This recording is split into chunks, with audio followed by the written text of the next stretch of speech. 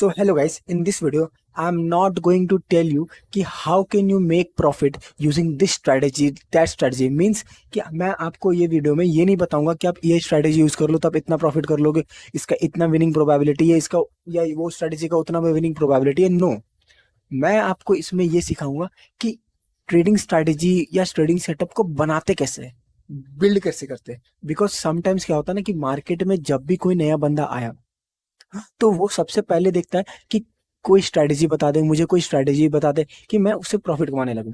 तो एक डिमेरिट्स क्या होता है ना स्ट्रैटेजी का, कि अगर आपको कोई भी एक स्ट्रैटेजी बता दे और आप उस पे ही काम कर रहे हो तो स्ट्रैटेजी का सर्टेन पैरामीटर्स होता है कि अगर ऐसा ऐसा पैरामीटर्स, जितना भी पैरामीटर्स अगर सारा फुलफिल हो तो ही आप ट्रेड लोगे। तो उससे क्या होता है ना कि आप उस पैरामीटर के बियॉन्ड सोचना बंद कर देते हो। मीन्स आपका जो थिंकिंग कैपेसिटी है, जो सोचने का क्षमता है, वो कम हो जाता है।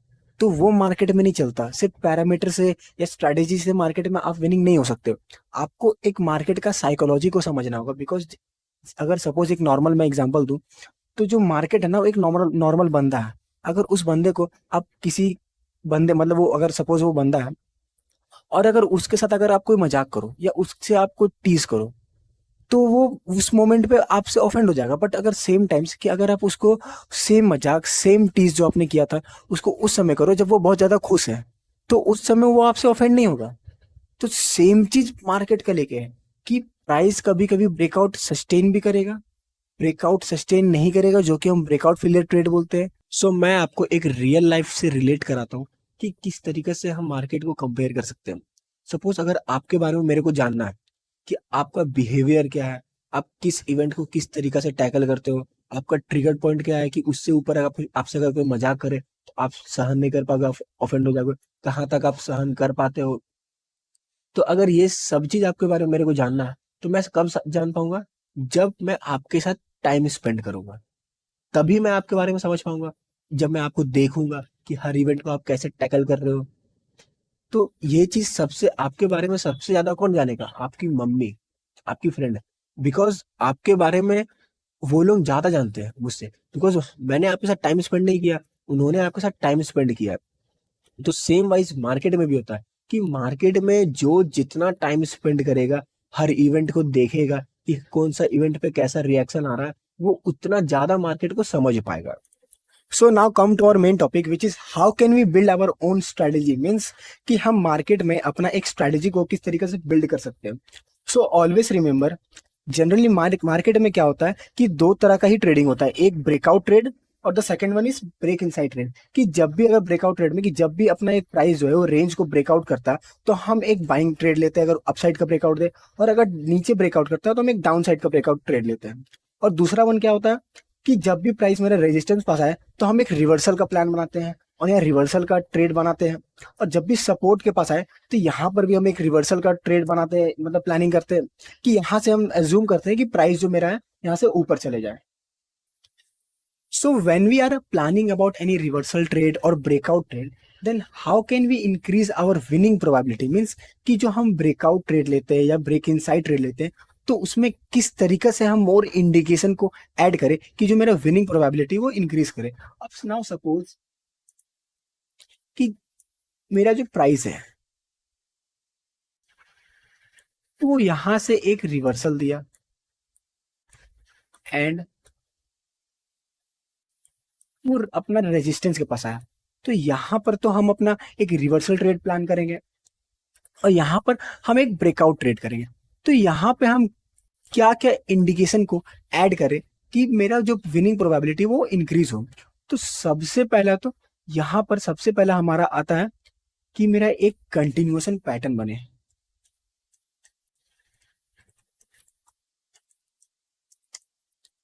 कि हमको प्राइस बताए कि हाँ हम ब्रेकआउट होने वाले हैं। द सेकेंड वन इज जो मेरा प्राइस को कंटिन्यूएशन में बता रहा है कि हम यहाँ से ब्रेकआउट होंगे, क्या उसमें मोमेंटम है।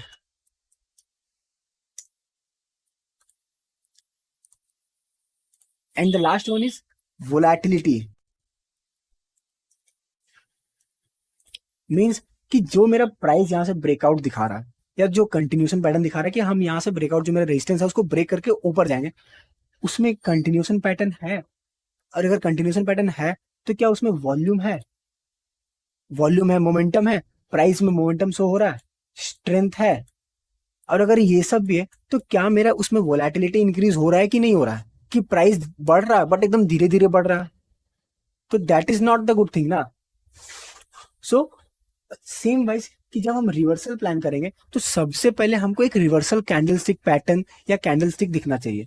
देन आफ्टर दैट हम उसमें ये चेक करेंगे कि मेरा मोमेंटम है कि नहीं है, मीन्स कि पार्टिसिपेंट स्ट्रेंथ उसमें आ रहा है कि नहीं आ रहा है।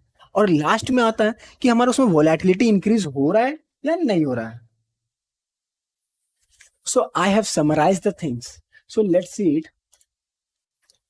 तो आप यहाँ पे देख रहे होंगे कि लिखा हुआ है indication in reversal and break inside trade, means कि जब भी हम एक ब्रेक इनसाइड और रिवर्सल ट्रेड प्लान करेंगे, यहाँ से प्राइस मेरा सपोर्ट के पास आया और यहाँ से हम एक रिवर्सल ट्रेड प्लान करना चाहते हैं, तो सबसे पहले हमें देखना है कि रिवर्सल इंडिकेशन, रिवर्सल क्या यहाँ से प्राइस जो है मेरा वो इंडिकेट कर रहा है कि नहीं, कि ऊपर हम जाएंगे कि नहीं। तो रिवर्सल इंडिकेशन में हमें क्या देखना है कि रिवर्सल कैंडलस्टिक तो कुछ नहीं बन रहा है, रिवर्सल पैटर्न तो कुछ मेरा नहीं बन रहा है, क्या मेरा कोई रिवर्सल इंडिकेटर है वो कुछ इंडिकेशन तो नहीं दे रहा है। देन अगर प्राइस हमें ये बता देता है कि हाँ यहाँ से प्राइस मेरा इंडिकेट कर रहा है कि यहाँ से रिवर्स होगा, तो नेक्स्ट थिंग इज दैट कि क्या उसमें मोमेंटम है कि नहीं है, कि प्राइस में जो मेरा रिवर्स कर रहा है उसमें मोमेंटम या स्ट्रेंथ है कि नहीं है। तो वो कैसे देखेंगे, हम तो एक वॉल्यूम से देखेंगे, और एक वॉल्यूम और स्ट्रेंथ इंडिकेटर आता है, उसके थ्रू भी क्या अगर वो इंडिकेशन दे रहा है तो उसके थ्रू भी हम अपना डिसीजन बता सकते हैं कि चलो अगर कि मेरा रिवर्सल का इंडिकेशन तो है, मोमेंटम भी मेरा इंक्रीज है। The next thing is that कि वोलेटिलिटी है कि नहीं, जो प्राइस मेरा ऊपर जाएगा तो वो स्लोली स्लोली जाएगा या धीरे धीरे जाएगा, तो वो हम वोलेटिलिटी से इंक्रीज कर सकते हैं। अब सपोज अगर ये भी मेरा इंक्रीज है, ये भी मेरा बाय का सिग्नल दे रहा है, मोमेंटम भी मेरा बाय का सिग्नल दे रहा है, मेरा रिवर्सल भी बाय का सिग्नल दे रहा है, तो वो वहां पर अगर हम ट्रेड बनाए तो मेरा जो प्रोबेबिलिटी ऑफ विनिंग है वो इंक्रीज हो सकता है। सेम वाइज इंडिकेशन इन ब्रेकआउट ट्रेड, कि जब हम ब्रेकआउट ट्रेड करेंगे लाइक तो सबसे पहले यहाँ पे बनना चाहिए एक कंटिन्यूएशन इंडिकेशन। कंटिन्यूएशन इंडिकेशन की मतलब कि जब मेरा प्राइस जो है वो रेजिस्टेंस को जब ब्रेक कर रहा है तो वहां पे कंटिन्यूएशन का पैटर्न बनना चाहिए। एक सबसे पहले तो कैंडल स्टिक बनना चाहिए, देन या तो पैटर्न्स होना चाहिए, या तो कोई कंटिन्यूएशन इंडिकेटर इंडिसीजन होना चाहिए कि मेरा जो यहाँ से प्राइस ब्रेकआउट कर रहा है तो कोई इंडिकेटर भी हमें इंडिकेट करे यहाँ से प्राइस मेरा ऊपर ही जा रहा है।